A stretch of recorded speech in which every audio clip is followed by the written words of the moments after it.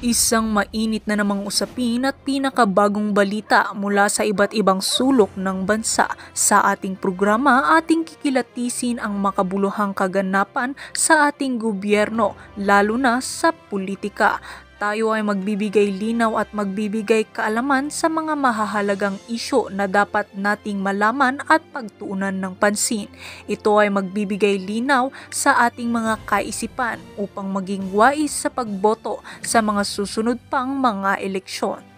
Matindi ang pagkasuplak ni dating Pangulo na si Tatay Digong dito umano sa hearing dito sa Senado kung saan pinahiya niya itong NPA supporters na si Risa Hontiveros dahil nga pagkontra niya o sa pagkontra niya at patuloy na pag-imbestiga niya sa war on drugs ni Pangulong Kuting. Dito nga natin makikita ang katapangan ni Tatay Digong dahil nga tunay ngang matapang siyang nagpakita at sagutin ang mga katanungan ni Risa at walang silbi.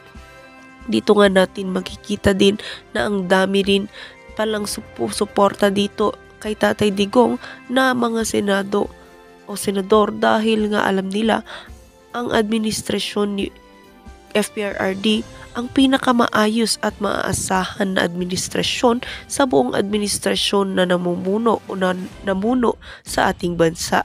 Sigaw naman ng mga netizens na tumahimik na lamang si Hontiveros at ibalik na lang ang bilyong-bilyong pera na ninakaw at ibinulsa mong pera sa PhilHealth.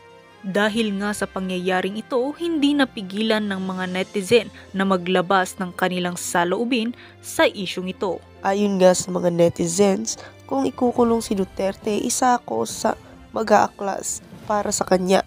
Siya lang nagpatahimik ng bansa. Handa akong itaya ang buhay ko para sa kanya.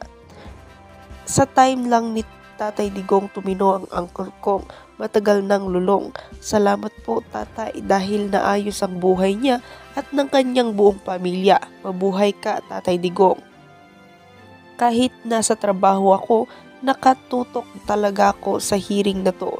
We miss you PRRD.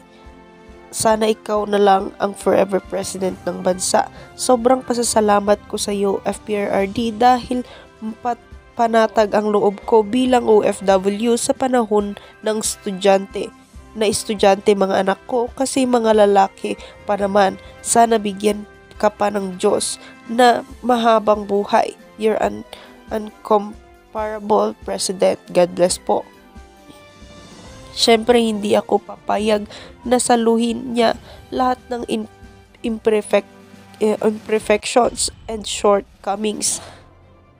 Alam ng tao na mas maraming mabuti kaysa sa masama na naging resulta ng administrasyon ni FPRRD at hindi bobo ang mga Pilipino.